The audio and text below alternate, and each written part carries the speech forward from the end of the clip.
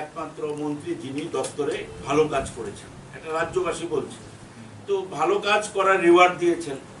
এই রাজ্যে ভালো কাজ করতে করা, কারণ উদ্ভট সব ব্যবস্থা ভারতবর্ষ না, পৃথিবীর কোথাও নেই।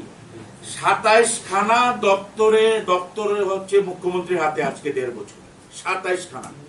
আমি মুখ্যমন্ত্রীকে চ্যালেঞ্জ জানিয়ে বলছি, মুখ্যমন্ত্রী 27খানা দপ্তরের ডাইরেক্টরের নাম বলুক।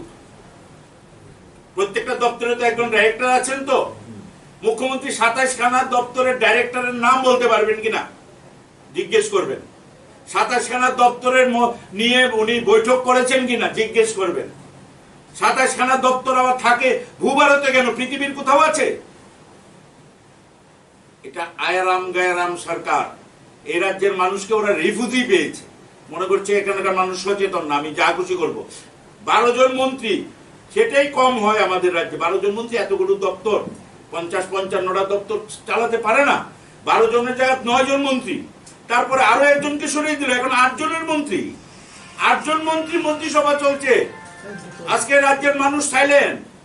আজকে মানে ওরা কেউ কিছু বলতে পারে না, চোখ রাঙ্গায়। 8 জন, প্রয়োজন হলে আরো মন্ত্রী বাদ হবে, উনি একজন থাকবেন। শেষ পর্যন্ত একজনের মন্ত্রিসভায় থাকবে এই রাজ্যে, সব দপ্তরে উনি চালান। 27খানা দপ্তর, রাজ্যের উপর উন্নয়ন কি করে সম্ভব হবে? একদিন যদি একটা দপ্তরের মিটিং ডাকে, তাহলে 27 দিন লাগবে শুধু দপ্তরের মিটিং গুলো করতে। কি করে সম্ভব? মুখ্যমন্ত্রী কি করে 27টা দপ্তরের মিটিং করবেন? একদিন একটা দপ্তরে 27 দিন পরে আবার আরেকটা দপ্তরের খোঁজ নিতে পারবেন উনি? এমন হয় নাকি? ভূভারতে কেন, পৃথিবীর কোথাও আছে নাকি? এগুলোও তো মেনে আমাদের সরকার, আমাদের এগুলো দেখতে হচ্ছে। আমরা তো অনেক মুখ্যমন্ত্রী দেখেছি, অনেক মন্ত্রিসভা দেখেছি।